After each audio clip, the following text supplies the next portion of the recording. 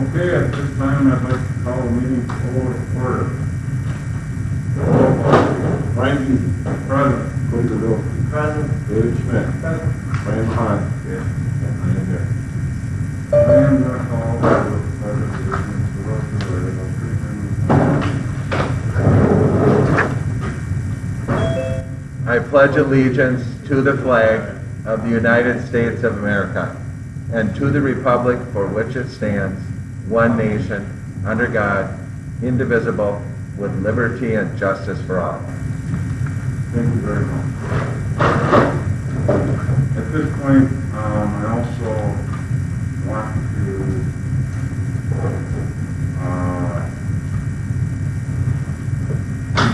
a little announcement. We received thank you letters that I'd like to put on the record.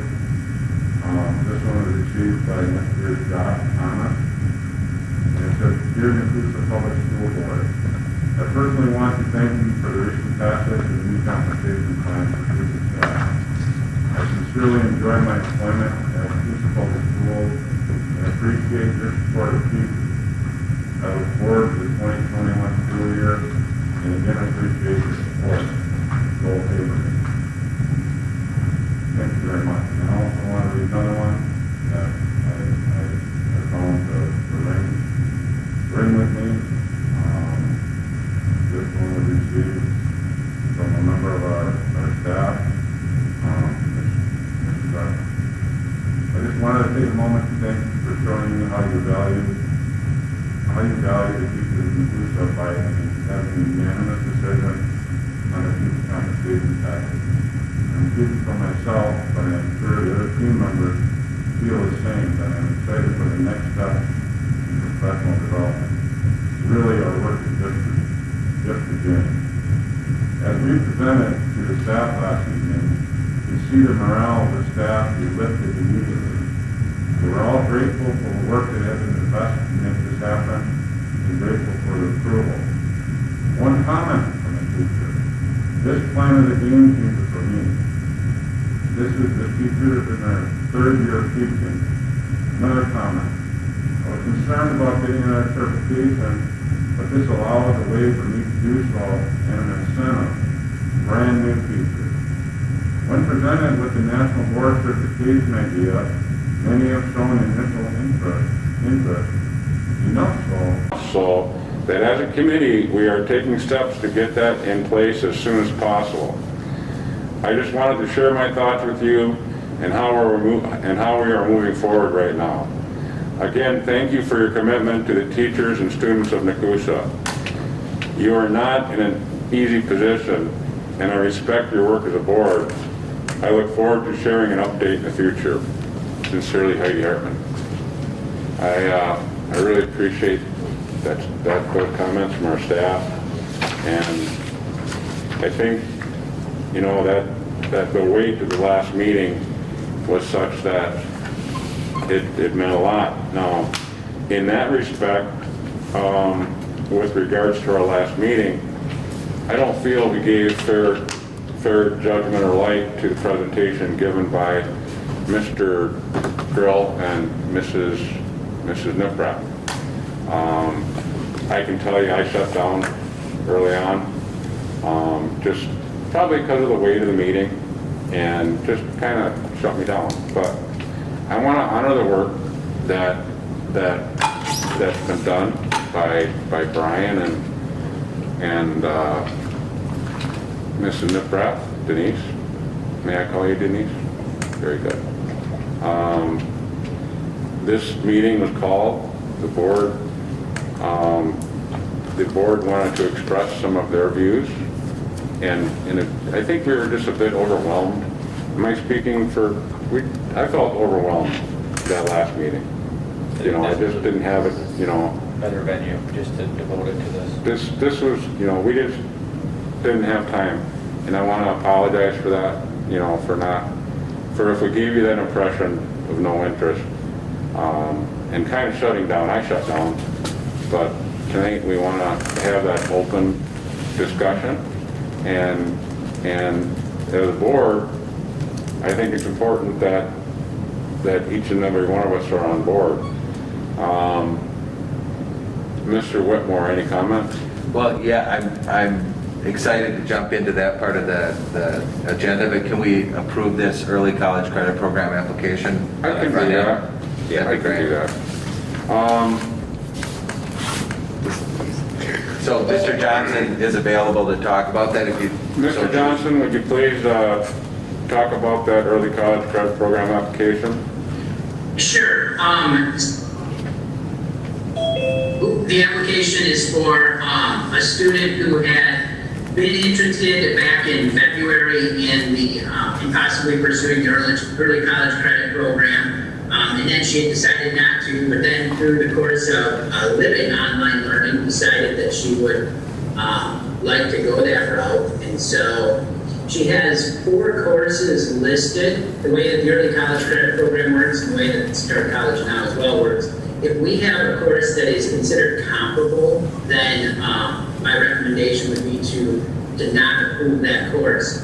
We have on that list, Econ 110 is a Principles of Macroeconomics. We do have an economics class, which would be a comparable high school course. Macroeconomics is covered in part, obviously not to the depth of the full semester course at the college level.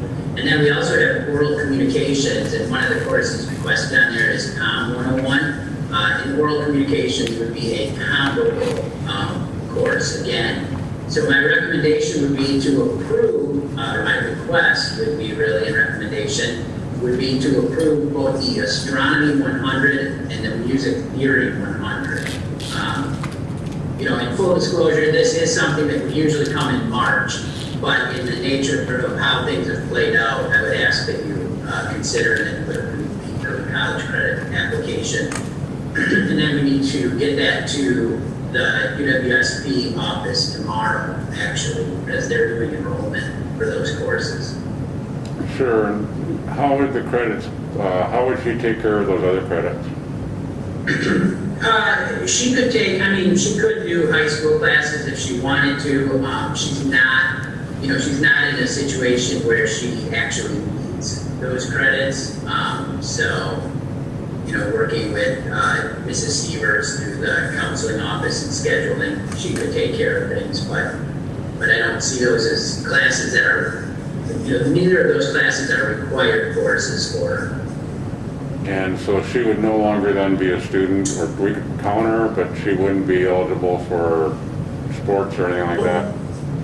Oh no, she'll continue to be a student. Yeah, those are both online classes, so she'll be taking some high school, she could take some high school courses, and then she would also have those 2 online college courses. What does it hurt to approve all? Well, if we offer the courses here, that the way the program works is they'll offer, and they can take courses that we don't offer. So we offer the courses here. So if we're offering them here, the district wouldn't pay for them there. Oh, we would have to pay for them? Right. But she would be in a position where she could play sports and that she'd be a regular high school student and graduating in the normal Yeah, class. she'll be graduating. She'll just be taking a couple of courses, like, many of our kids take mid-state course. But would she be attending school at all? Yep, she'd be here. She'll have a schedule, and it's a high school schedule. Very good. Motion on the floor to approve the early college credit program application as presented by Mr. Johnson. I'll push that motion.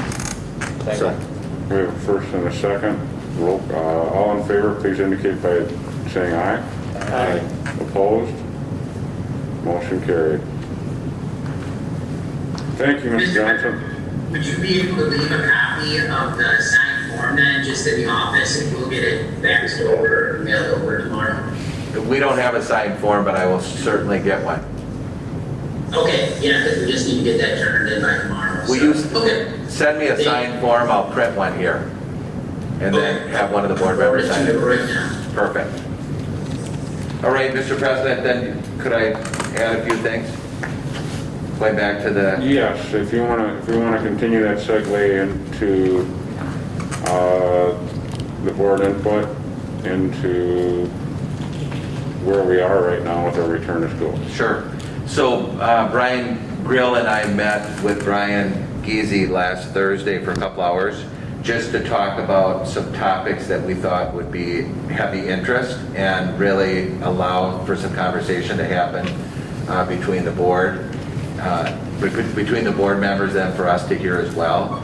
And certainly all of these topics, Brian, I was talking to Brian Giese about, you know, the amount of input that really we've been seeking from you, you know, maybe not holistically where we're sitting down, but individually and certainly at some of our workshops, you've had a chance to weigh in. So we certainly want you to own the work that's been done by many committee members in the district, but these are topics that you can choose from. We certainly want this to be driven by you so that we can share with you what information that you want.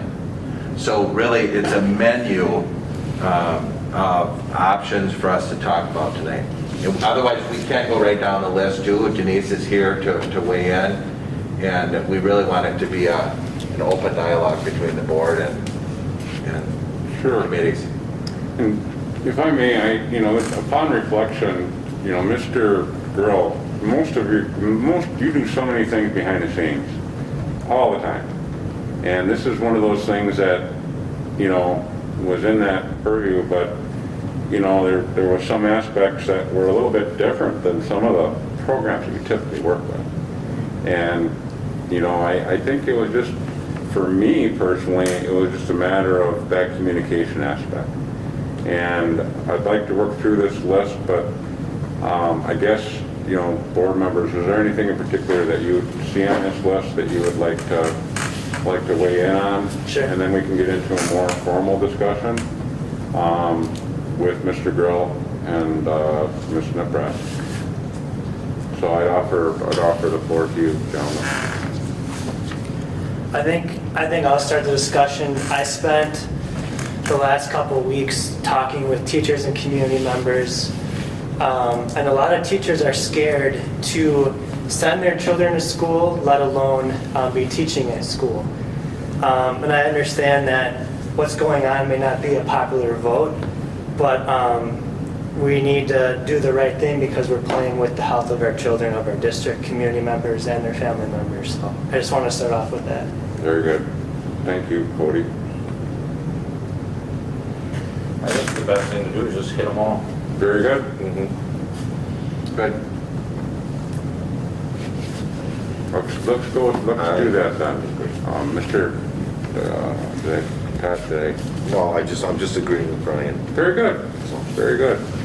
The floor is yours, Brian. And So yeah, let's go right down the list and have a conversation. And certainly, board, we really want you to have input on each of the topics.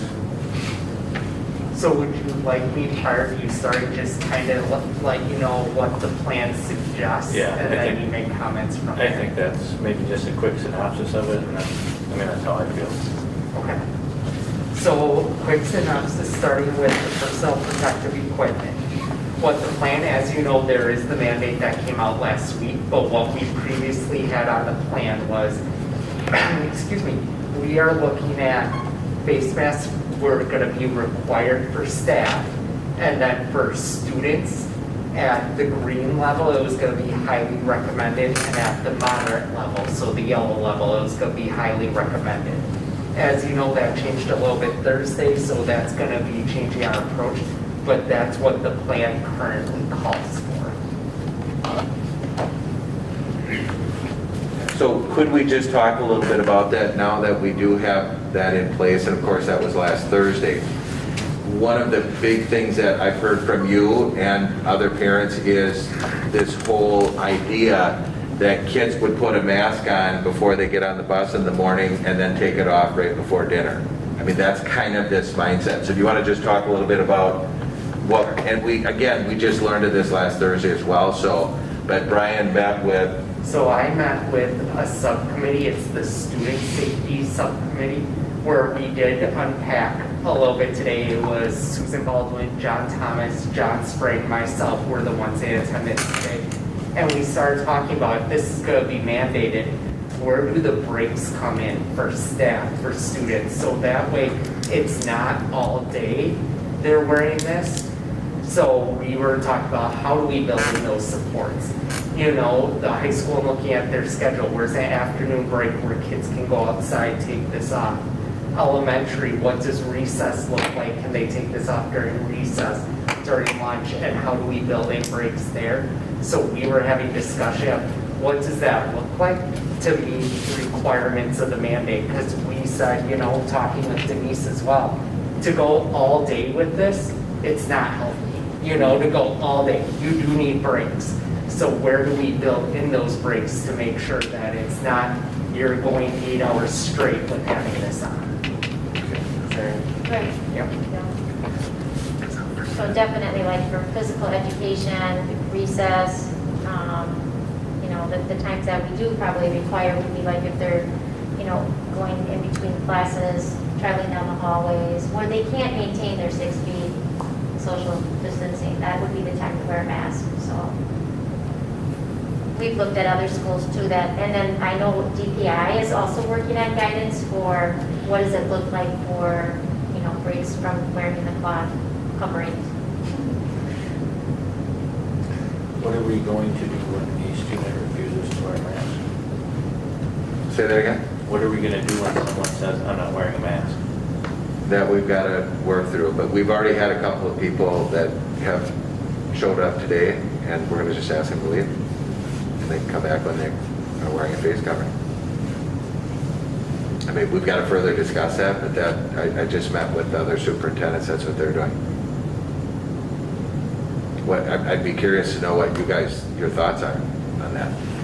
What about the medical exclusions? If so, I guess that's a question I would have. Right. I think I wrote one today for one of my patients that she just can't wear it, and so I'm working with her. I said, well, let's try like the sleeve or the gaiter or maybe the bandana, you know, but there are going to be times when you're not able to wear it, like right now. Yeah. Well, and what about, I mean, is it our school district's right to say, what? I don't imagine we can say, well, what is your medical condition? Can we?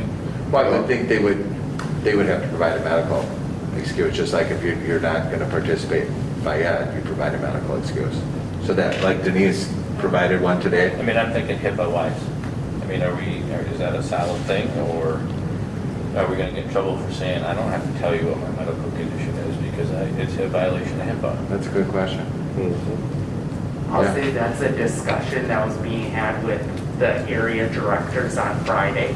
So that's where we posed the question to DPI and things like that, saying, you know, can we require a medical, you know, note from a doctor saying you can only not wear it if you have a medical note? Can we do that? So that's a question I have posted with the directors in the area.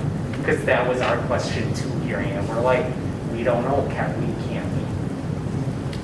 Good And point. there's some of our students that are not going to be able to wear it, you know, if they can't take the mask off themselves, well then, you know, we have to, I forget, there was like 5 or 6 that Governor Evers posted about, with the exception of, and then he lists those, so. Right.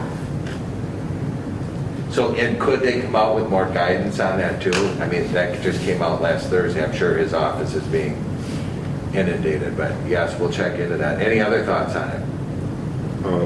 One thing that I read from what Evers posted is that face shields don't count. Yeah. They don't, because we were thinking the same thing. So I know we were looking at that. Yeah, we were excited. Yeah. Because you're gonna, you know, you have the chance for the air exchange to, you know, Right. pass through here and then up Right. above too, so that, the face shield is added protection on top of the mask, so for certain staff, that will be, like the health staff people will be required to do the mask and the face shield. One thing that I have questions on too is what are the negatives health-wise from wearing a mask for an extended period of time?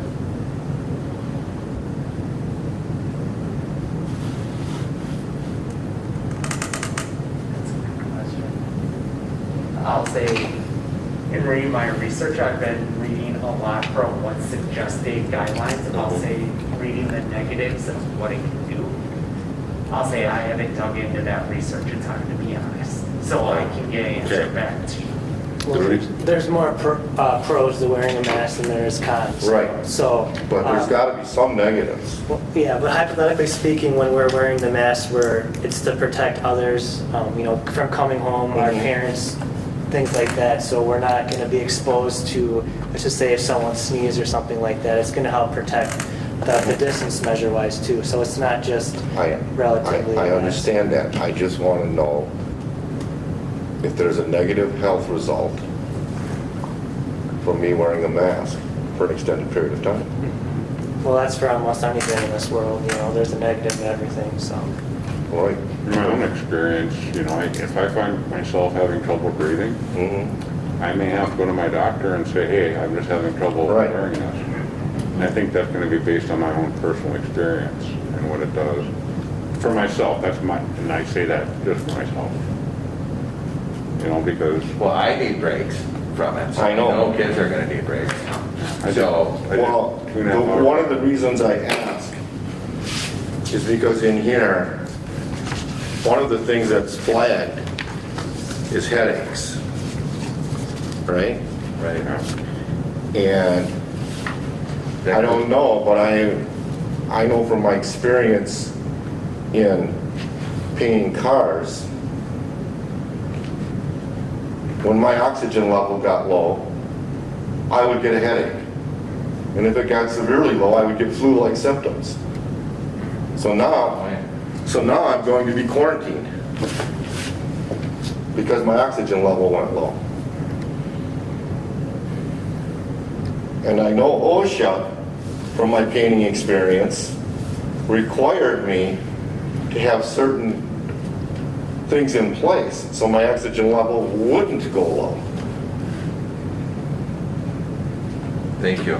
So Yeah, we're in a tough spot. I know we're in a tough spot. Yep. And I think the worst thing that we have right now is Governor Evers' requirement. And then the research that's out there, and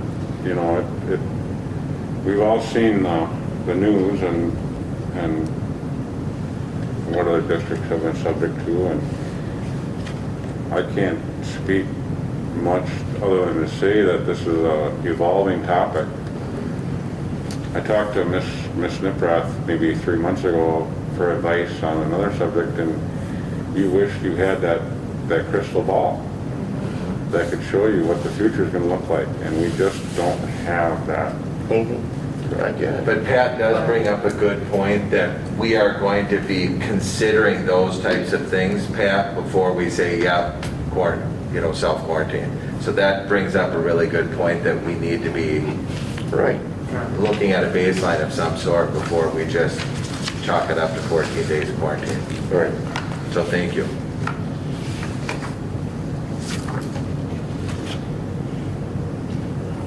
Any other concerns around that topic? What about an update on the plexiglass? I know that last time we were working on that. Is that going to be here before school starts, or is it going to be late? Just another concern with PPE.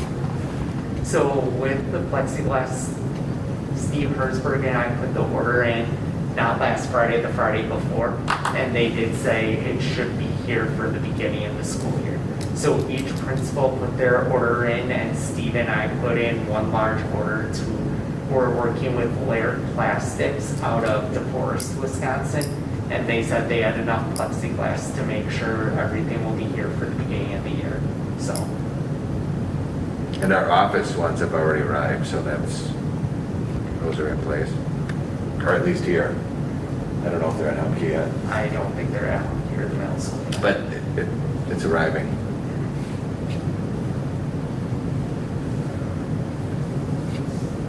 Any other comments with regards to the mask?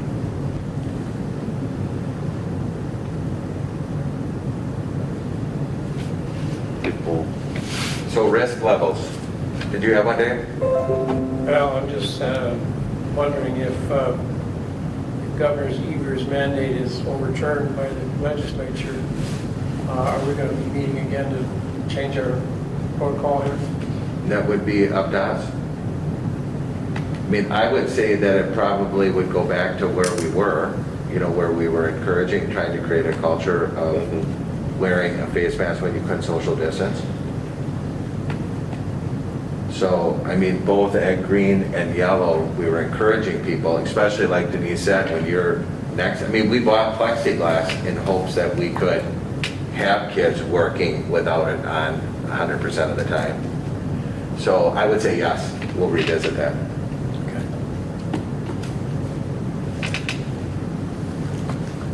Any, Ms. Niprath or Brian, any additional information on that? Or- PPE? Okay. Next thing we got, the risk levels. It's gonna, I did turn off a little bit, but we're hooked in with the health department and the monitoring tool. Can you go over that again? Yep. So I have 2 links there for you on the agenda that shows here's 2 data points. We're working with the county to say we're watching the different levels. We've also had a bi-weekly meeting with them currently, and we're trying to work on the gate system that they're looking at to say, what's the availability of the county of size, equipment, things like that. That's also another data point. But then what we're hoping to bring to the table is when a family calls in for attendance, we're going to ask what symptoms is your child showing, so that way we can say at Pumpkey, here's how many kids who are out with a fever. At the middle school, here's how many are out with a cough. And then when we discuss what risk level are we at, we take it one building at a time, so that way it's not just the district. We move as buildings, or in some cases, depending class. Because if cohorts can be maintained, it might be a class is at, say, red, but not the whole school is at red. But those are the discussions we would have on a weekly basis with county. So, and currently those meetings are set up where Mr. Whitmore, Ms. Niprath, myself, and then we have 2 members from the county health department meeting with us. What are the criteria for green, yellow, red, or green, whatever they are? So we haven't set those gates yet. Matter of fact, tomorrow we're digging into that, because by 2 weeks before school starts, we want to be able to let parents know and the community know where we're at and where we're going to be starting. So again, we'll be looking at those dashboards at the county. Like right now, we have 11 active cases in the Nekoosa School District, right? So that will be one piece of information we look at.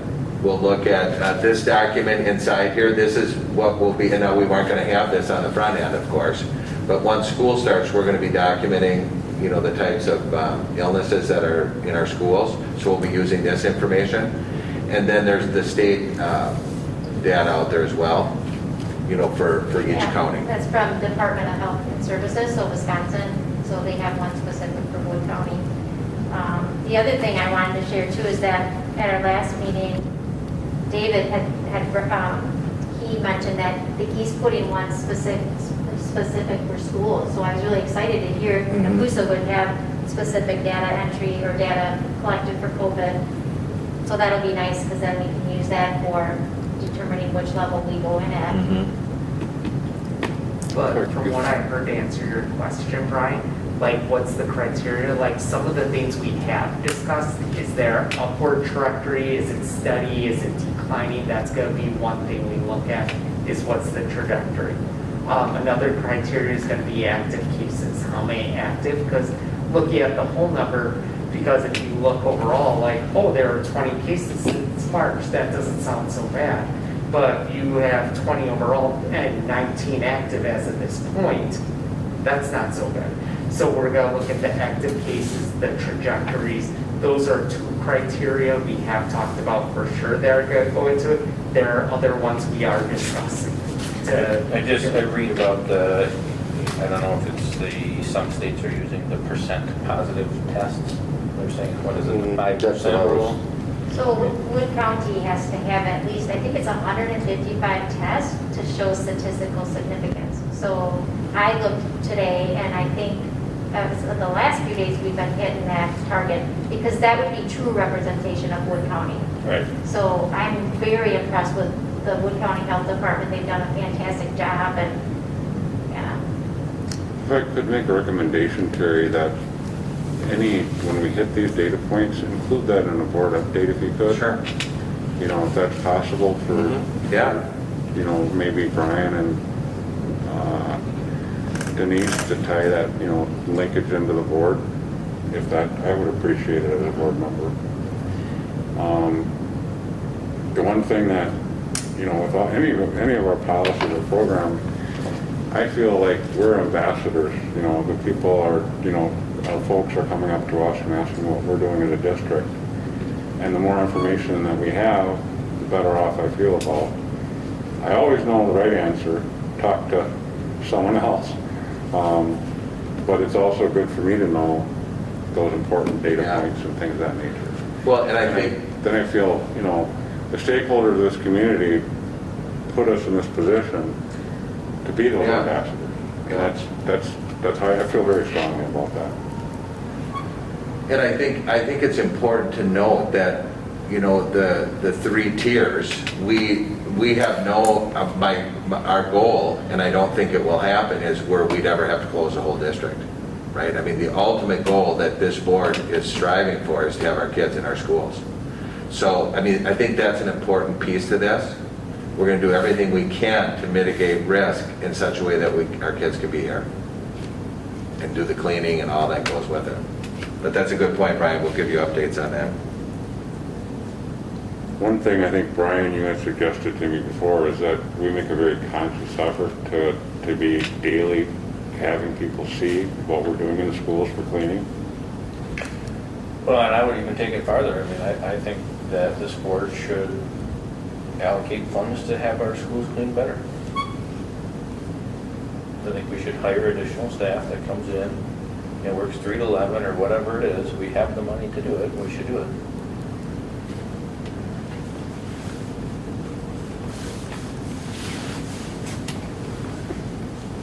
All right, Brian, are you thinking that would be determined by Steve then, as to how many he would need in each Well, I think, building? yeah, you'd have to bring him in, but I mean, I think that that's a wise use of the money that the taxpayers are giving us from my vantage point. At this time, and sees, you know, what we're going through anyway. Yeah. I'll bring it up. Thank you. Thank you very much, Jeff. And Brian, just to say, I think, you know, Steve, our buildings and grounds supervisor, I don't think he would disagree, because he knows, you know, our It's a big staff job. is stretched. It's a big So job. him and I were talking about, too, one of the documents he wanted to sit down and work with me on is, what would we want classroom teachers and students to clean? You know, if given the supplies, training, things like that, and what would custodial staff clean? Because there are certain things he's like, I can't extend them further right now because they're covering so much. So I think, you know, we would have to talk to Lynn and things like that, but I think he would very much agree, you know, that would be something that may help him, so. We'll explore that, yeah. Resources are available, use them. Thank you.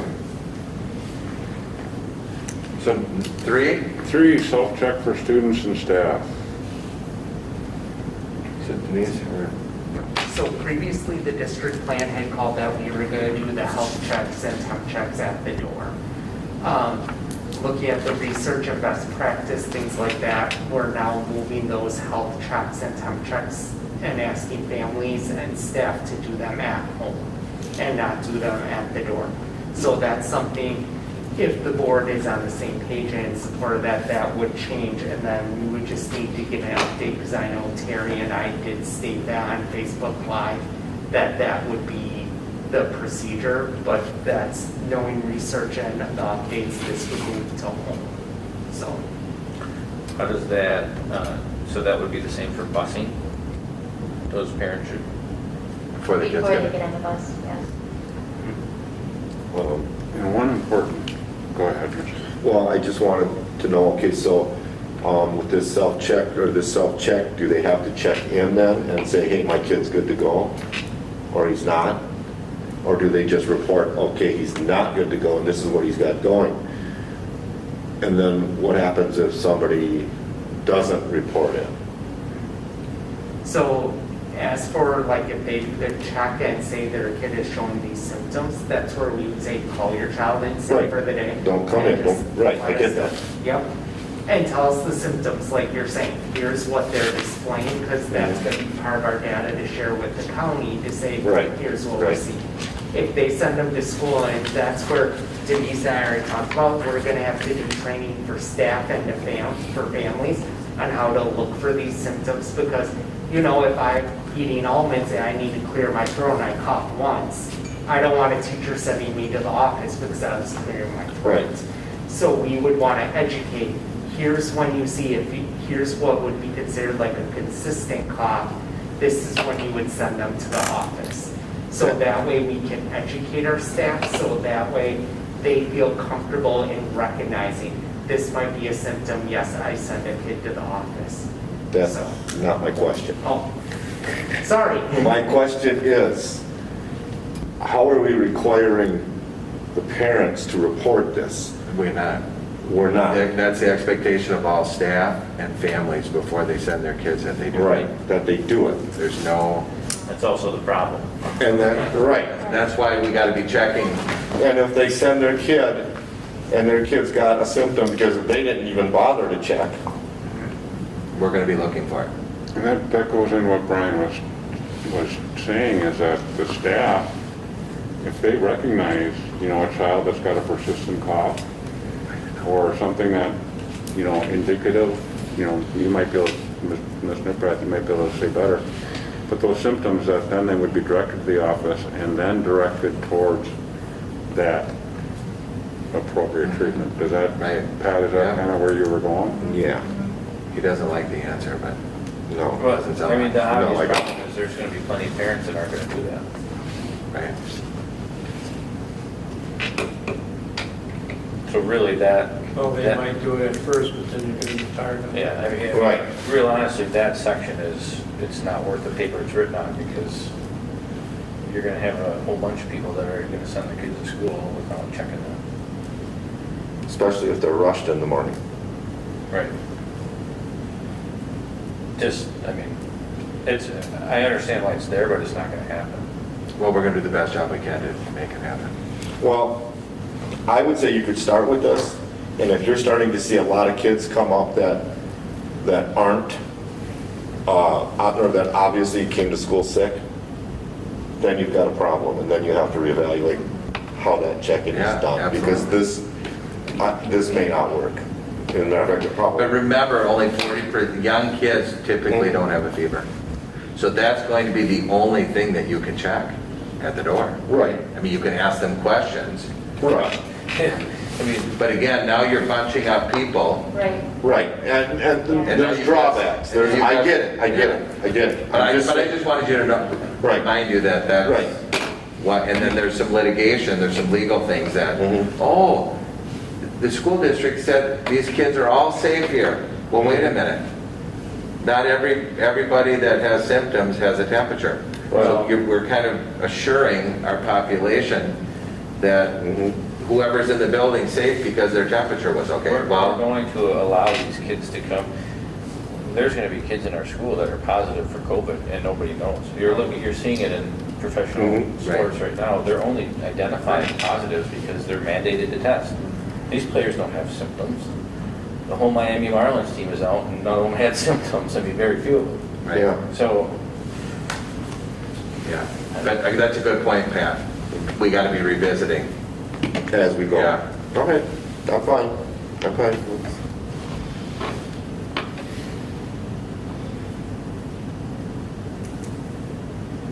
Any other suggestions or? I don't know how you could work that. I mean, why is the state saying not to do the checks at school now? What is the? It's the CDC that's recommending not to do Okay. it because age 10 and under usually are not at the biggest risk for COVID. And, sometimes parents will pre-medicate their kiddo before school, so you're gonna miss the temp. Like Terry and Brian, and I said, how is a 6-year-old gonna tell you? I have a clock, and we have our mask on, okay, yeah, do you have nausea? Yeah. I mean, they don't understand what we're asking, so, Right. I mean, you have to kind of weigh the pros and cons. That would be a pro of having the parents do it. Right? Right, I get that. yeah. But I get it when the parents are going to be, if the parents begin to be lax in it. That's my concern more than anything. Okay. I'm gonna, We have the same worry. Yeah. I don't want Denise and I've had that same conversation. We have the Okay. same worry. Yep. I think that it goes without saying that it's going to continue living. What we see is going to help dictate, it's going to dictate what our policies are as we move forward. That's a fact. Yeah, I get it.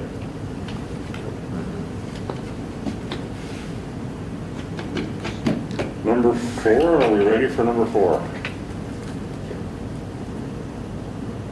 Brian, you want to talk about that? The hybrid model?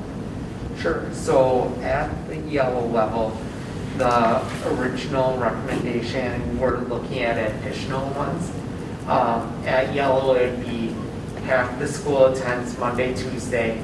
Wednesday would be a cleaning teacher prep day. Thursday, Friday would be a second group of students.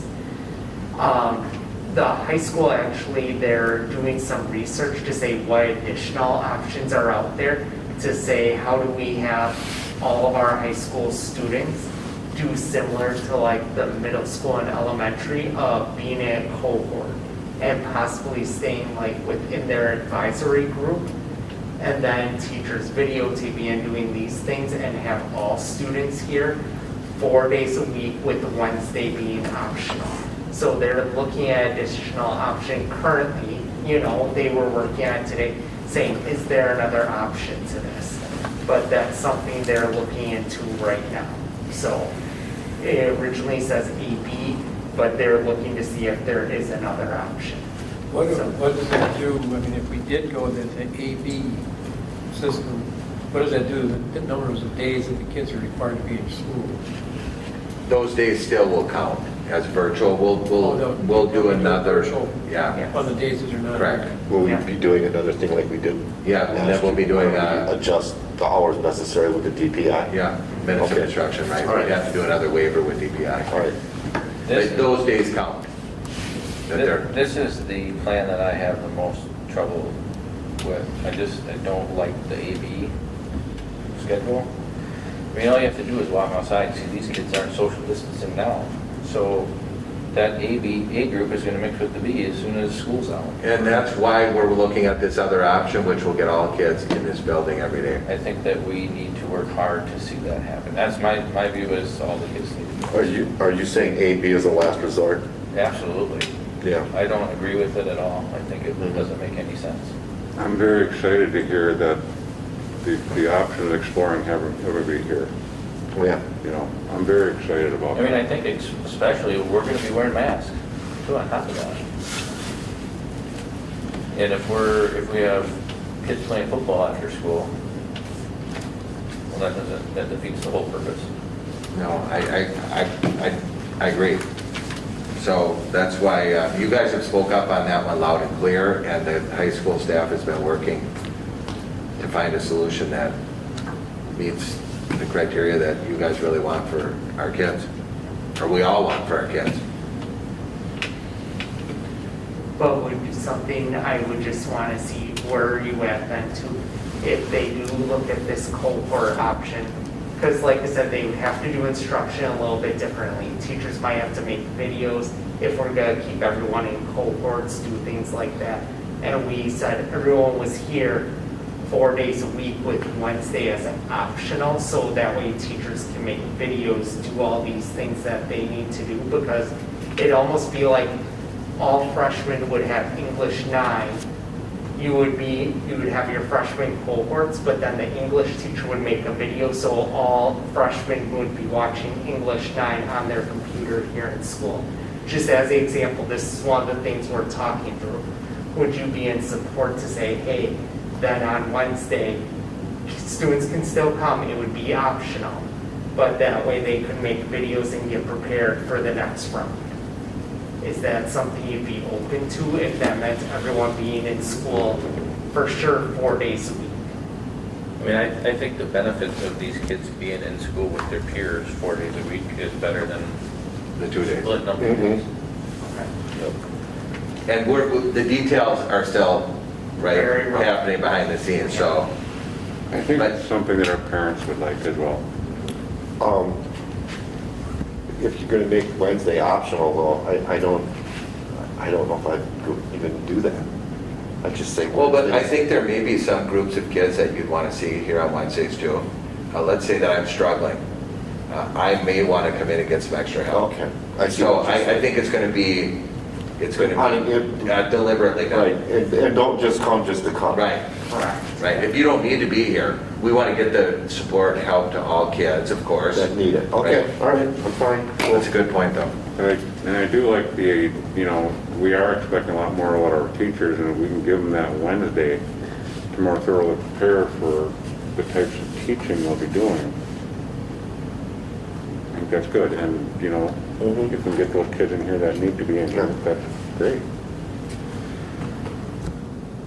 Thanks you guys for working on that. And actually, our high school staff, Rachel and Susan and Keith, have been working on that. They're here, so yes, thank you guys.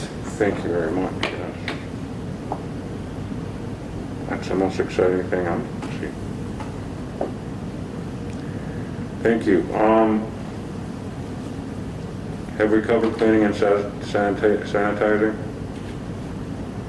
Well, we have talked about it, and one of the topics we haven't talked about, and this is a topic that's on our FAQ on the website, if you want to check into this further, but people have asked about the HVAC. Thank goodness we've got brand new HVAC, and they're designed more purposefully and deliberately to get more air into the buildings and maximize that. But we have good filters too. People have asked about our filters and the amount of fresh air we're bringing into the buildings. And Steve has assured us that, he's maximizing those efforts too. And that's to the thanks of our, new equipment at each building. We actually just installed that air wheel. What do they call that wheel over there? Makeup air? Yeah. Makeup air? Well, that, I know what you mean. yeah. But bringing fresh air into the building. Remember we had to do that went out at the middle school? And then Humke and the high school here have all brand new. So state of the art. So that is one thing we've got going for us. But the cleaning piece, I think if you've got other questions, I know Brian's been closer to that than I have, but we are going to be sanitizing. And you mentioned earlier about having the kids and teachers clean their room at the end of the day. Certain areas. Certain So areas, like the computers, like- keyboards, Exactly, tables, certain things. where they're around. Correct. So, and that's where we're looking at, of course, whatever we use is both CDC approved and kid safe. And, because Clorox wipes, you could barely find them anywhere right now. So we have a provider for our cleaning solutions where we would make sure to give teachers a copy or a bottle, and they would spray the table, kids might wipe it down. So the kids aren't handling the solution. But Steve and I would be working out what would be classroom expected versus the custodial staff, because there's still certain things, the custodial staff would be responsible for. Okay.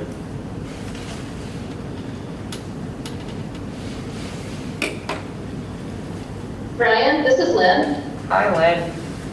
Hi, I just want the board to know also that we purchased another sanitization machine where we could do the mist. We now have 3 of those machines where we mist, and it sanitizes instantly. So just so you know that too. Okay. Thank you, Len. I'm just wondering if parents are going to want their kids cleaning with any kind of solution at all. I mean, just a comment. Yeah, That might be so. we'll have to watch for that. I think the reinforcement of the good hygiene practices is just as important, for young kids to be washing their hands and, things of that nature. That's a huge component of this whole project, and that hopefully some of that will carry home too, those hygiene practices.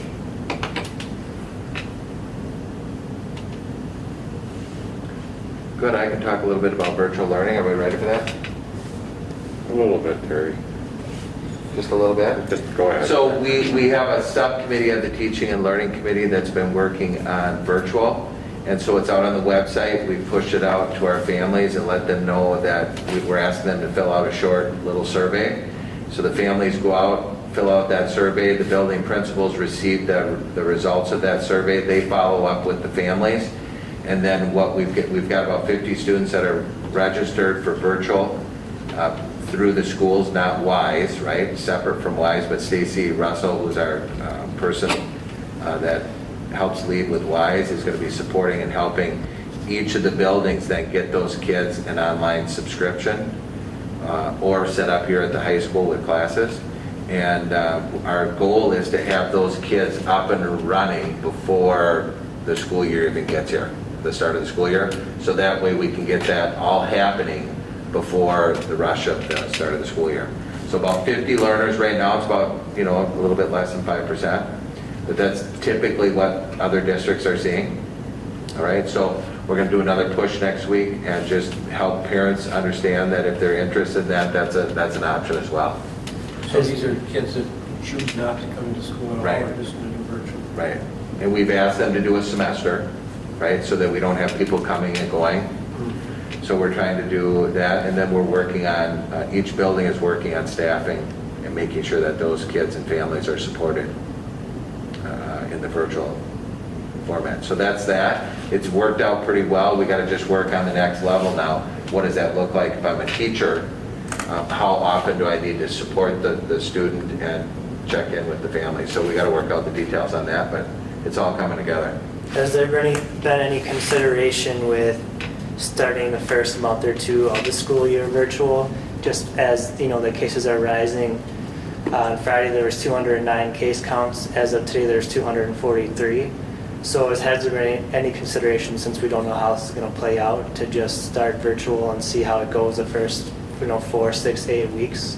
Or is it just kind of, are we going with the green, yellow, and red response system? Just Right. a thought, just Yep. a thought to see. Certainly, I mean, that would be a red response, right? Yeah, I understand, but I was just curious if there's been any talk about starting the school year out as, the first month or two as virtual. No consideration. Well, I don't know that it's not been considered, it just hasn't been, we haven't stopped to talk specifically about that. I think it could come up. But this is important to know. So the kids and families that are choosing virtual, right, they're going to get a different curriculum than what our kids are getting in the schools. And if we end up going to a red, the kids at home will get the district curriculum. We're purchasing a curriculum over here to work with the virtual kids, at least K-8, right? Our high school teachers are going to be working with virtual kids, and they'll be getting, they could be getting our high school curriculum, but we could be purchasing a curriculum there as well. So they will be two different curriculums. Does that make sense? So if we did go virtual in the beginning, then kids would be, we're calling that remote learning. And the kids that are learning virtually are full-time virtual, all right? We are working out, WISE has invited all of the kids. They do field studies and they do field trips and that kind of thing. WISE is going to be inviting these 50 kids to participate in some of their field trips and field studies. And so we're going to try to make it, as engaging as we can for them as well. But not specifically, just what's in the plan. Well, and we don't know that, right? Because we don't know what data we're using to determine colors yet. Correct, we don't know.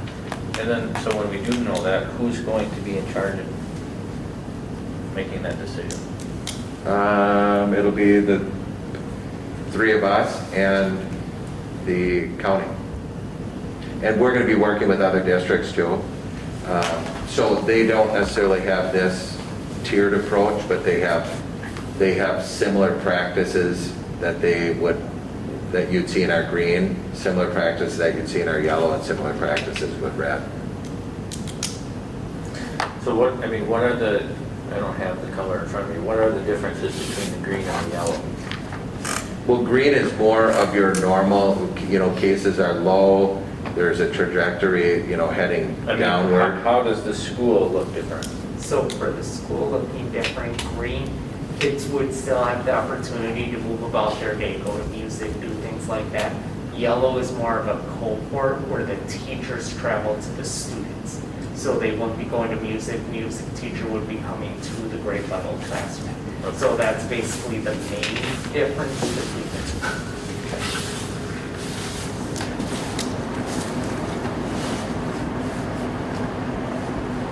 So that's for, So I mean, real honestly, it doesn't really matter. Our kids are gonna be in school in green or yellow. right?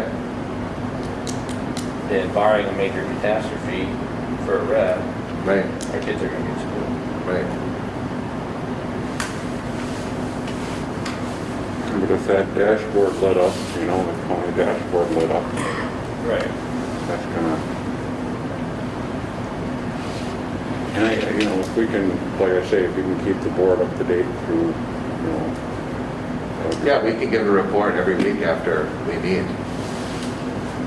I guess I'm looking for when you guys figure out the data points that we're gonna use, I'd like to update on that. Well, and everybody's looking for the data points, and it's not gonna be, check 5 boxes and we're gonna be yellow. I mean, there's gonna have to be some, but we'll, Movement. so yeah, You gotta be. there's gotta be, it's great. I just don't want it to be somebody comes in and we're making a decision on a whim. Like, I'm just saying that Brian has a family member that has COVID and now he wants to shut down the school. I want it to be some data here, Right. not Brian's got a. You're saying you'd like to know what's gonna open that gate to get to that. Right, I mean, you understand So what I'm where's the saying. percentage gonna fall? Okay.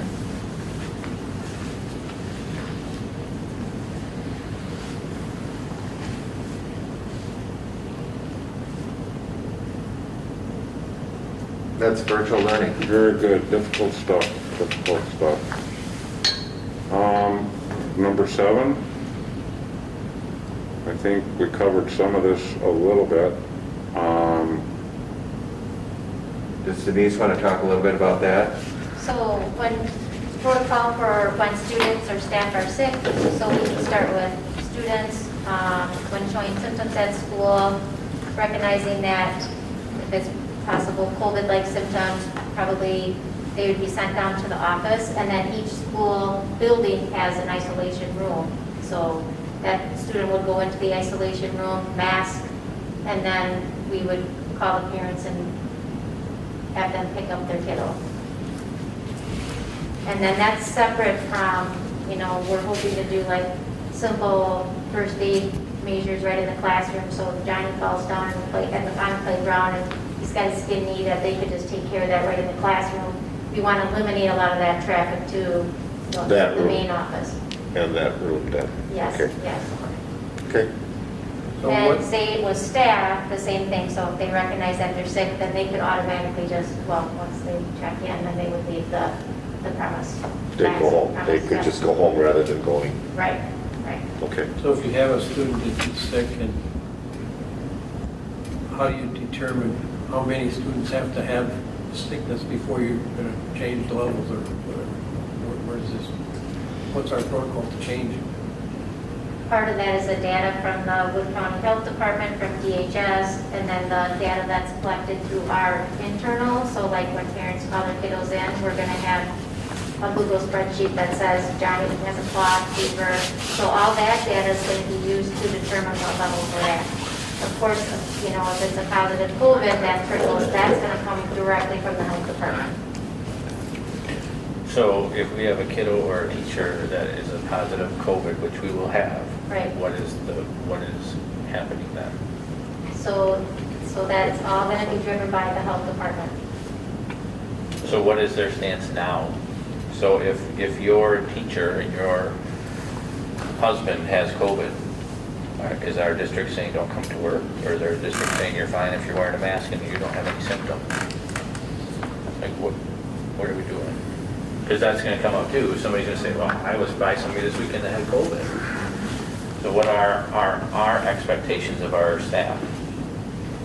So from what, in conversations we had, that's where they're gonna do the tracing to see how many people have been affected, things like that. So we would be in communication. So if a teacher were to say to us, my husband has it, and we do the tracing and things like that, talking with the health department, they would help us say, yep, it's safe, or no, the whole family should quarantine for 2 weeks.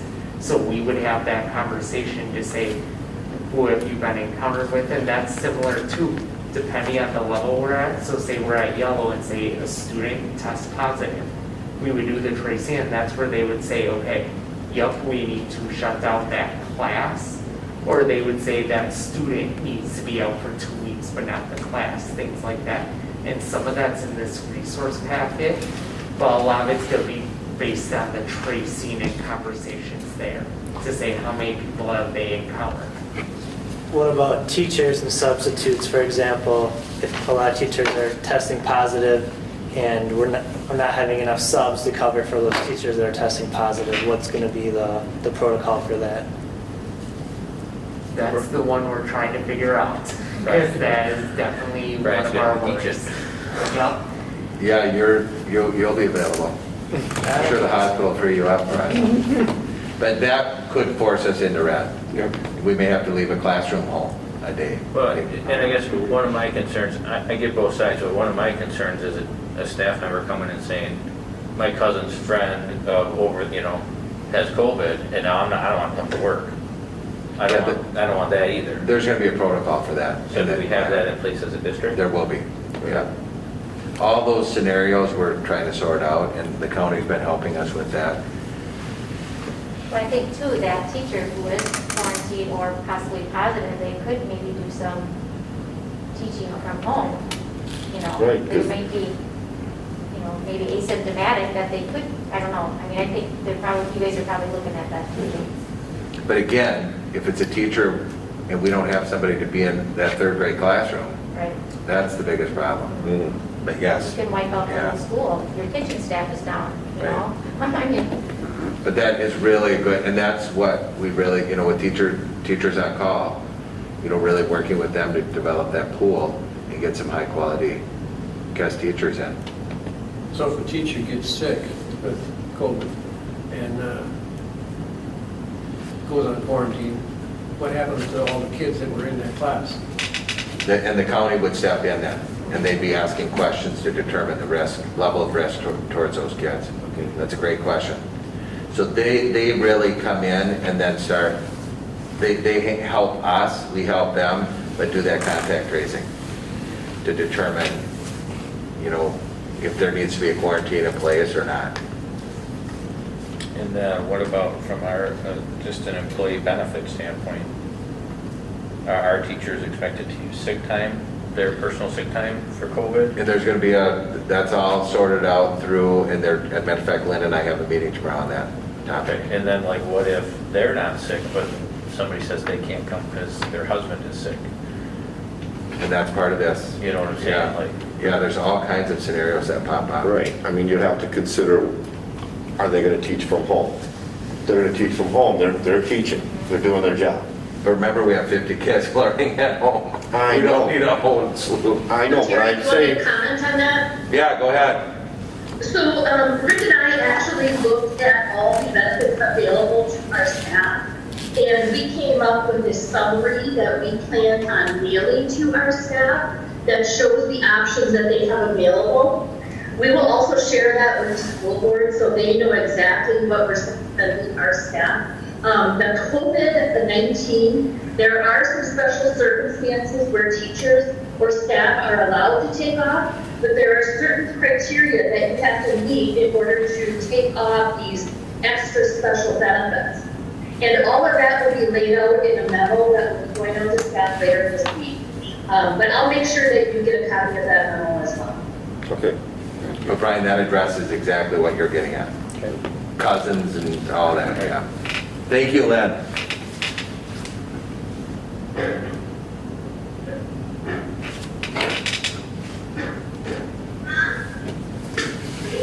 So, anything else on 7? There's gonna be plenty of guidance, in these areas.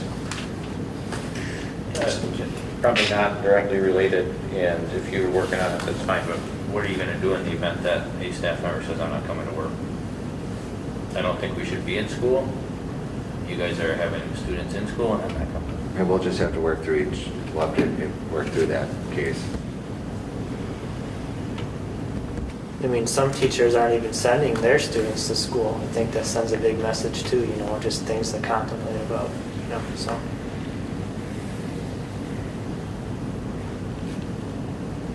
Yeah, and again, we don't have answers to everything, right? So we're just being honest. Yeah. Some of these are going to be tricky. Yep. And again, the more we can do to help people feel safe. Alleviate. Yeah. Yep. Alleviate the fear.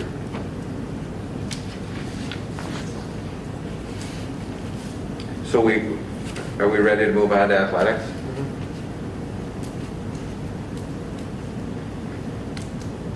CWC-L.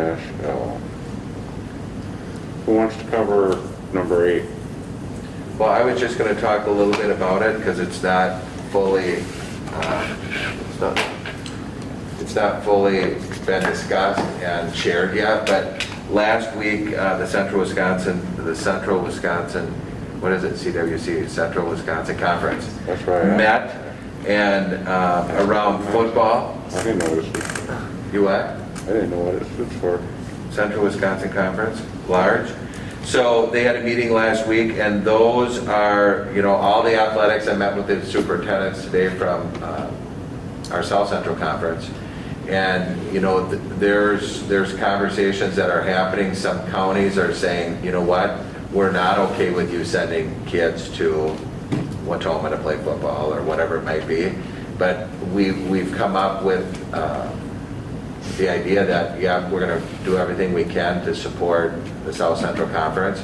Now, the football here falls out of South Central Conference. So they're talking about spectators, they're talking about cheerleading. So there's all sorts of topics yet out there. So this gives you kind of a taste of what, at least at the football level, what it's going to look like. With South Central Conference, we'll be meeting with them and coming up with guidelines around those as well. So there's not a whole lot out there yet. We continue to meet.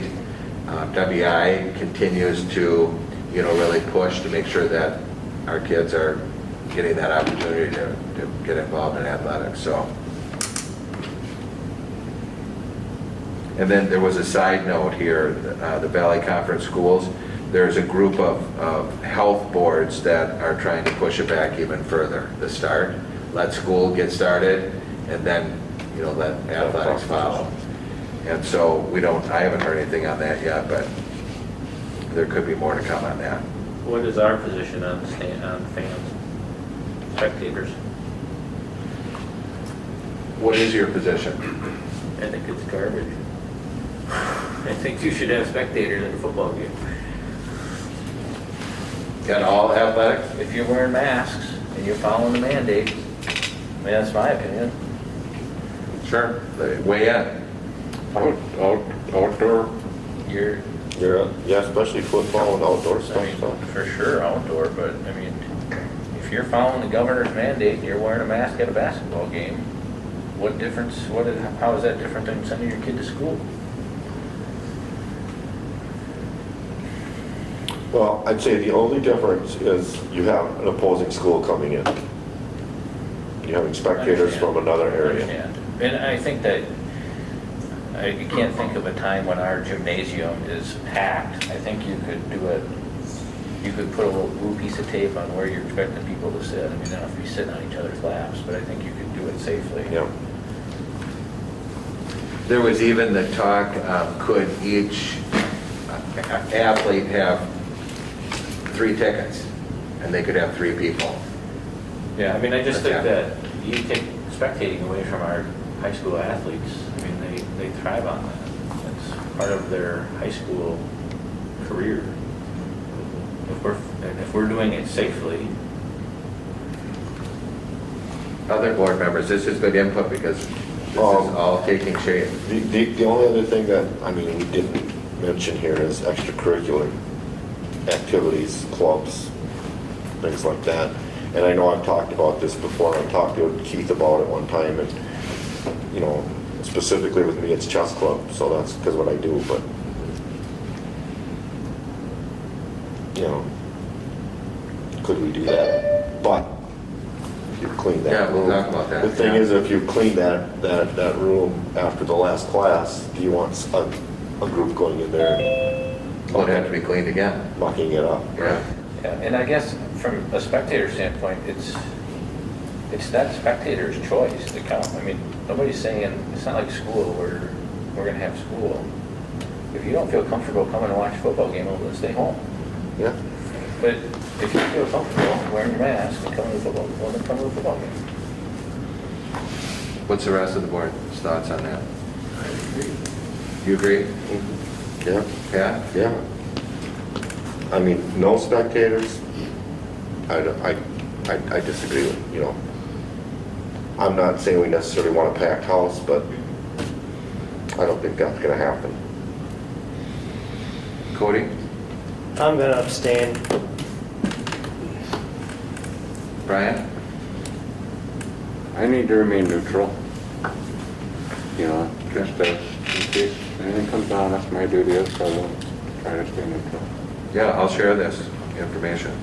Can I pose a question? Sure. Not one way or the other, but is this, I don't know, because I haven't been part of the athletics conversations, is this a conference decision to be uniform between the different ones? I don't know, so that might be a. Well, that's what they're trying to work on. That's a good point. Yeah. I get it. Yeah. I get that, but I'm saying, can the school boards, when we're having our input at that conference meeting, can we tell our athletic director, this is what the school board wants? Yeah, absolutely. That's what I'll do with And this information. that's what I'm hoping to get all the input for, like. Right, yeah.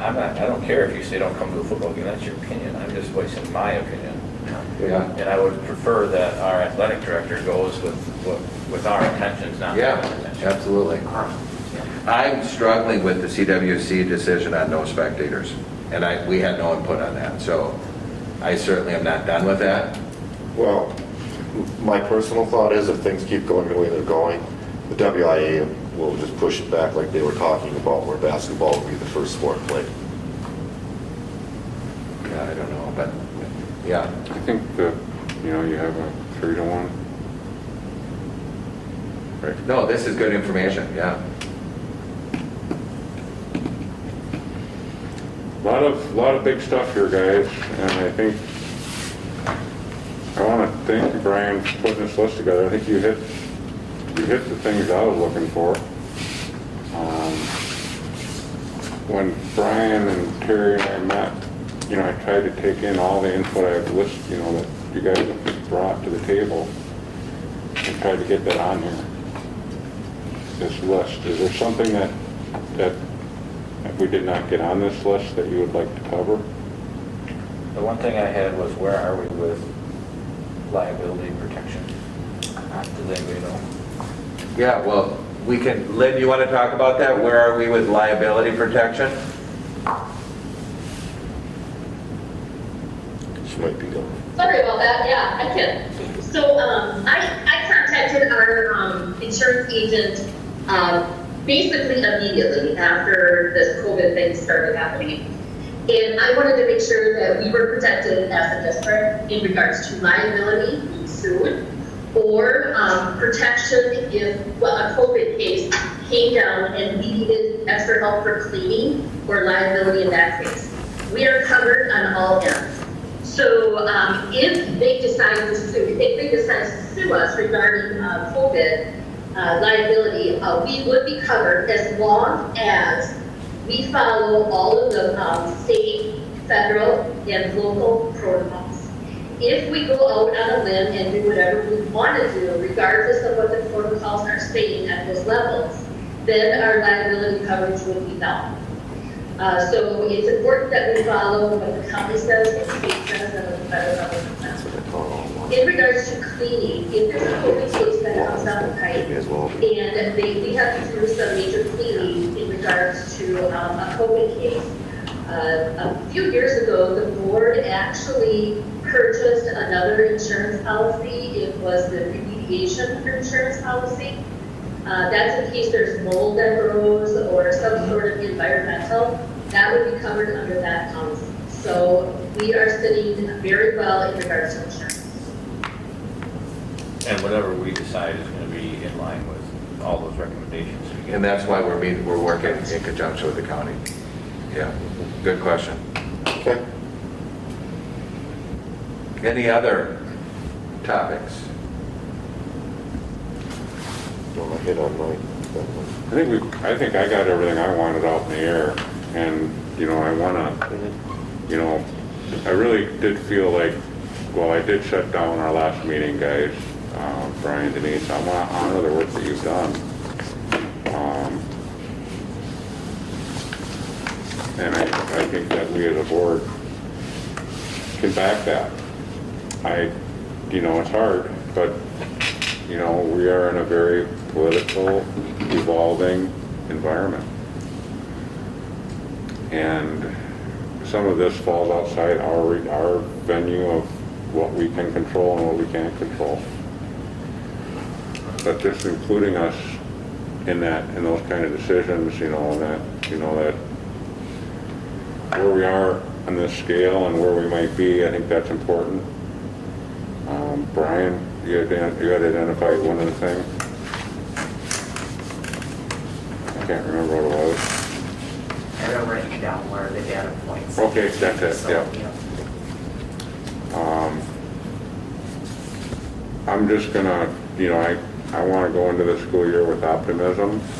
I think it's important for our students and our families to define this new normal. I hate that word too. I hate the word cohorts, and I hate the word new normal.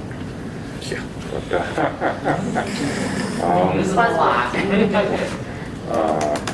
And I just had one comment to make. I think it would be important to send out an anonymous survey to staff to just see how comfortable they feel with the guidelines, coming back, staying home. Again, anonymous, Yep. you really want to know how the staff feels. So I think that would be really, really good to do, so. As a matter of fact, we've created one, and by last Friday, each building principal needed to connect with Okay. each staff Good. to share a more detailed plan of the district plan. So, I don't know, Brian, when were we going to send that out? This week. This week. Okay, thanks, guys. So, but yeah, it's real generic, and it's really allows them to express their Okay, thoughts. awesome. Good. What about the requirements, and I don't know what they are, for absences for our students? So I don't know if how many days do you get before you're truant or whatever? I don't think we want all our students rushing to Aspirus to get permission to come back to school either, so how are we going to work through that? So some of the things we've been working through, so Denise has been, I'll let her speak about our accounting one. On the school side, that's the guidance that DPI is still working on because you have the legal side of it. Mhm. The 10 days is what you're allowed to miss, but depending on how we come back to school, whether it's in person, virtual, how do you track virtual attendance, all these things. DPI is working on some guidance. It has not been released yet because that's our same question because as you know, Mrs. Baldwin, Mr. Thomas, and then Mr. Spring at the elementary help track those attendance things and when to send out letters. They're saying, if you go all virtual, virtual is very different if you go district to district because kids are going to attend classes at certain times, some are just going to put assignments out, kids have to do that. So do you track attendance by homework completion or whether they're on at a certain time? Each district is going to be so different, and that's where they're trying to give us some guidance, but they don't have it finished yet. So from the school side, we don't have an answer yet. But from the county side with the doctors, I'll let you speak. So we met last week, all Wood County schools, Terry was part of that, the Wood County Health Department, and then I was on for Aspirus and then as school nurse, and then there were a couple other providers that are on the Wisconsin Rapid Reopening School. So, I mean, it's very challenging right now. The COVID turnaround times are somewhere's up. I mean, depending on when, you can see how many that we tested or that the county tested.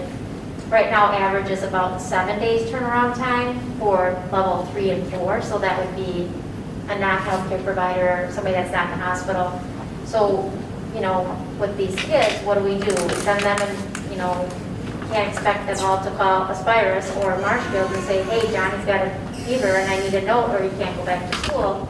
You know, what does that look like? The logistics piece of it is very challenging. So we're kind of in the beginning stages of looking at that. My dream would be, you know, to test everybody that has a symptom, COVID. That's how you can mitigate the spread of it. That's how you slow it down, and you get those kids back to school or staff. So it's...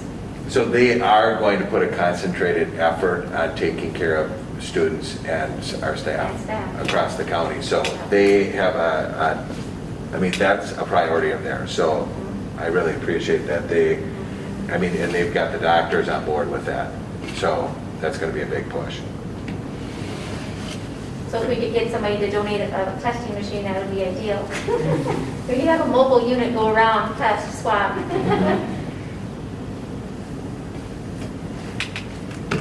A lot of information, guys.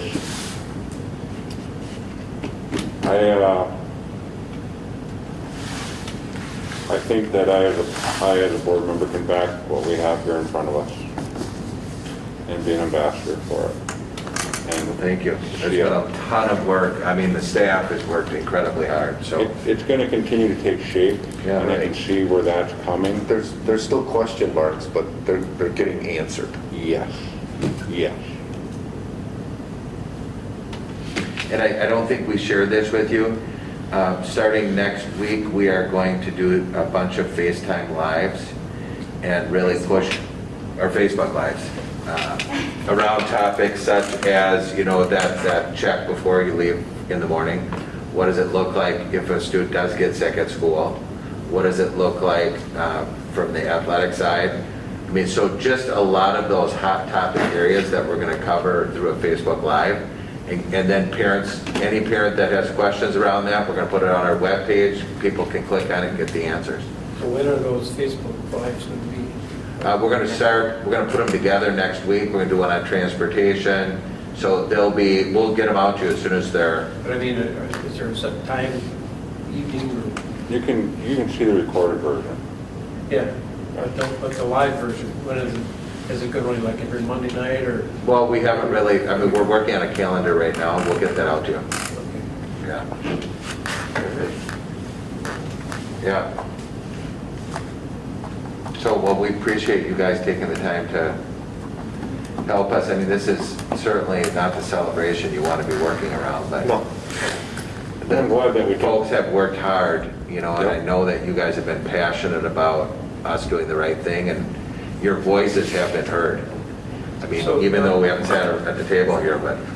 Another question, I mean, this is kind of off the subject a little bit, but we had talked about the day that we're going to bring our teachers back for orientation kind of thing, and we did have a breakfast always, and you said that we were still going to do that. Is that still on, or is that going to be off now, or? We're just starting to work on that right now. Okay. So our new teachers that are coming in, we never did an end of the year celebration with our new teachers from last year, so we're going to do kind of a combination where our old new teachers, last year's new teachers, are going to just celebrate and share some ideas and thoughts they have for our new teachers. So, so we're going to have a new teacher luncheon. So there'll be some, you know, we're going to do we'll just be more cautious. We most likely will not be gathering everybody up in the auditorium, so we're going to probably get a message to the staff from the board and myself to kick off the year. Maybe we can do something creative there that way. But, probably it'll be breakfast, grab a breakfast and go off to your room or something like that. If it's nice weather, we can go outside. Yeah, right. And the question of, actually on the agenda for our admin team tomorrow is the staff picnic that we've done for the last 8 years. So that'll all come, we'll get that on your calendars. Yeah. Well, ladies and gentlemen, thank you very much for your time. For those participating via Zoom, thank you for your time. Miss Denise Nip, Mrs. Denise Brett, and Mr. Rick Bill, thank you very much for the work that you've done on this. And I think many of the people with us tonight have certainly added to the community work, and they've been showing up on Wednesday, so thank you. And Jesse, thank you. yeah, For thank being you here all tonight. for joining us via Zoom. I know it can be kind of a frustrating process, but in these new times, it's going to become more of a reality. It's a new norm, Brian. I don't want to say that with not the new norm. But I want to thank my fellow board members for their time, and we'll be working on this stuff.